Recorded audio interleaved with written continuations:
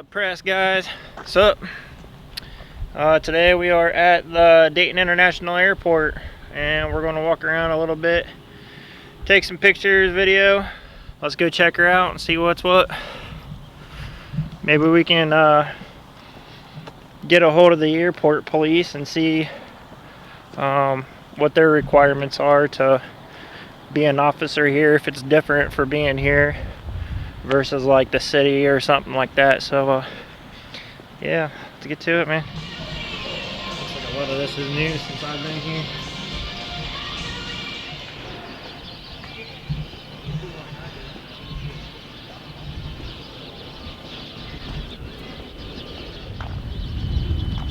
How's it going? Alright, how you doing? I'm good. Good. Channel 7 News? No. Channel 2 News? No. Just me. Just you? Yep. I see Channel 2 out here and Channel 7 News out here. Yeah. So. I used to live down here when I was a kid. Oh, But, yeah? My grandpa used to work for TWA. TWA? Yeah. Yeah. That was a long time ago. Oh, yeah. Yeah. So, yeah. How long has that tower been up? Well, it was here when I came. I don't know. Yeah. So. This place ain't as big as what I thought it would be. No, this is a small airport. Yeah. All right, well, you have a good one, man. You know, you too, sir.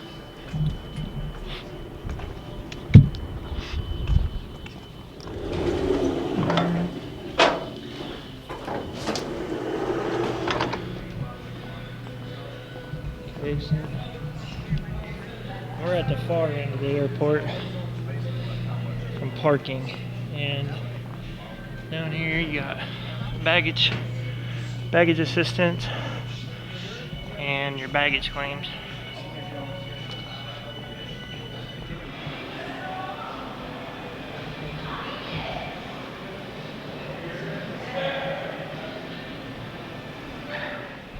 How's it going? I'm good. What's with the wall?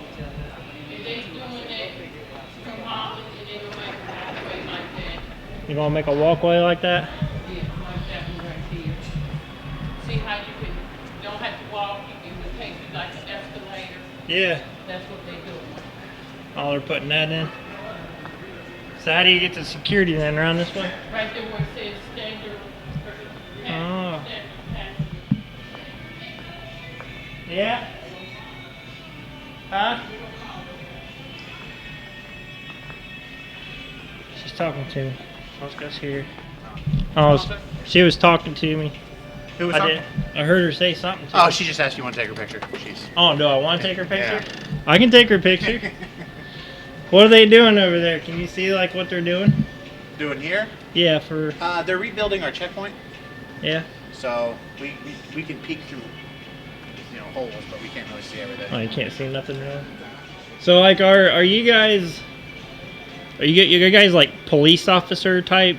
We're federal officers, but we're screening. We're security. So it's not like you have to have some certification like a police officer, or Well, I don't have to. I'm not a law enforcement official. I don't carry a gun, so I don't have to do that stuff. yeah. But we do have certifications, yeah. What kind of certifications you guys got to do to be a? Just screening. I mean, everyone has various things. I don't know exactly what I'm allowed to. Those are security-related questions. I don't know exactly which ones I'm allowed to answer. How's the pay? For a federal worker, we're the worst paid. I mean, but it's not horrible. I mean, you can make a living. But So you could go to the post office and make more money as well? yeah, we're not on the GS scale, so we're underpaid compared to every equivalent position of every federal officer in the country. That sucks. It is what it is. They've got some stuff trying to pass it, trying to help us out, but it's Yeah. a job one way or the other, regardless. Yeah. Yeah. Well, guys have a good one. You too, sir. You have a good day. You too.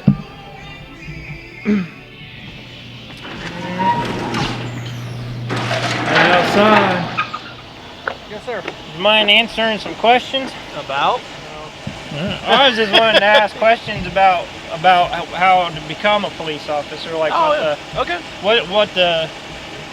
Okay, like as I understand the state requirement is, I believe, 720 hours. Now, so like the state it's OPATA. They basically the state training academies. They have a set like course load, like so many hours has to be done. Like, you know, I went through Sinclair. Are you from the area? I looked at Sinclair's Okay. online, Okay. and theirs was actually low. Like, Well, anyways, so I went through Sinclair. Whatever they're, you know, they have their own academy, and they might throw in some courses, you know, like above and beyond what the state requires. But no matter where you go academy at, there is going to be a minimum standard of hours that you have to, you know, complete. okay, And so you have to complete that, right? yeah, And I believe it's 720 from what I looked and again, up. So it could again, be, it changes. So I have no idea what it is now. What I couldn't even tell you. It's been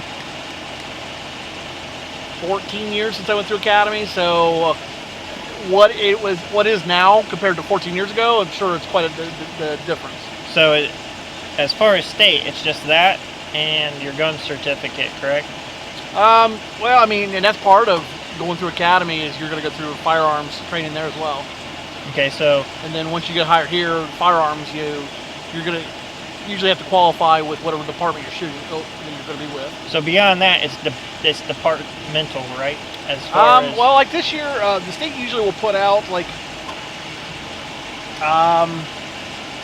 continuing education, like how many hours of additional training each officer has to do per year to keep, you know, current.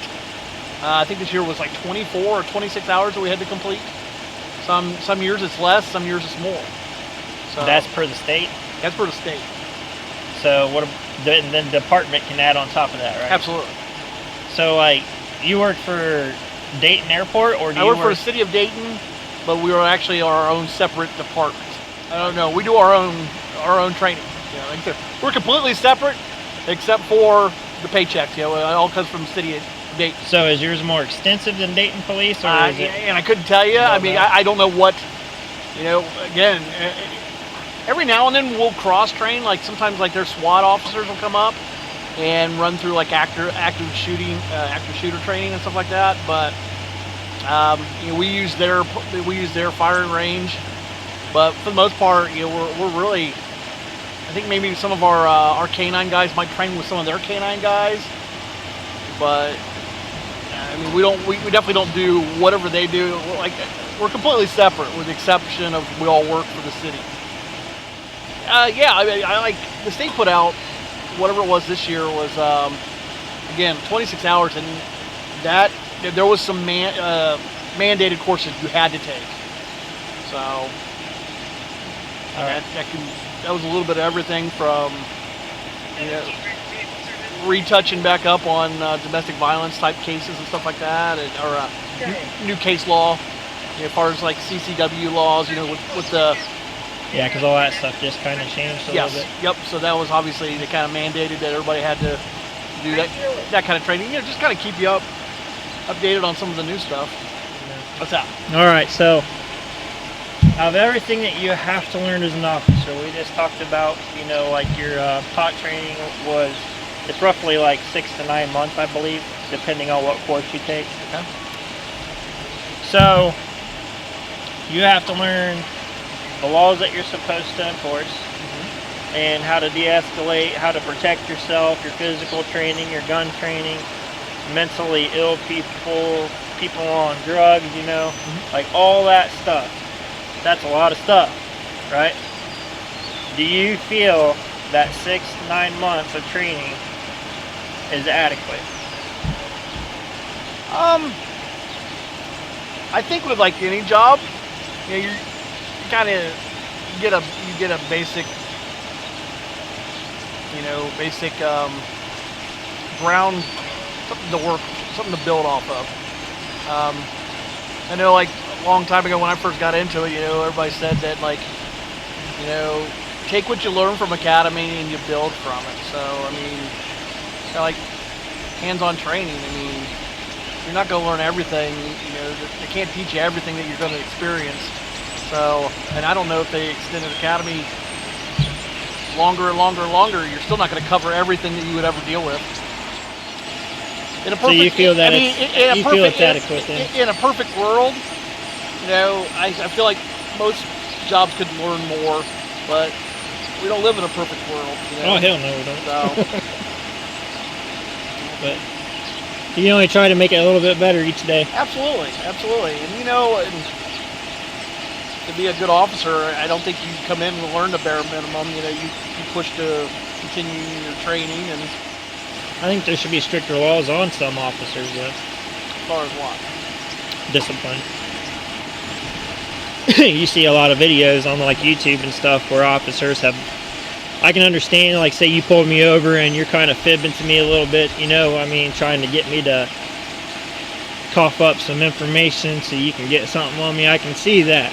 Okay. But say a situation happens and then another officer pulls up and he tells him all this stuff that didn't even happen, and it's all on video.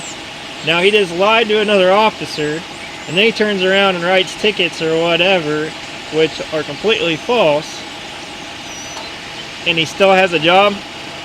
To me, if you lie to another officer and you lie on a report, you just lost all credibility as an officer, period, for any situation, and you shouldn't have a job. Yeah, stuff doesn't sound good, does it? No. So I mean, in that aspect, yes. I'm not saying that all cops are bad, obviously not. But I also think that there's a lot of officers, even though they are good, that may be under-trained. You know what I'm saying? Yeah, I mean, it's a possibility. All right, man. Well, hey, I got some things I got to do. So, No problem. Have a good one, man. Thanks. all right, man. Have a good day. Alright, so we are leaving the Dayton International Airport. Everything went great. Nobody said a word about us recording or anything. That's the way it should be. So talked to the officer about training and what he has to do for his department or whatnot, and yeah, so it all went great. Have a good one. See you next time.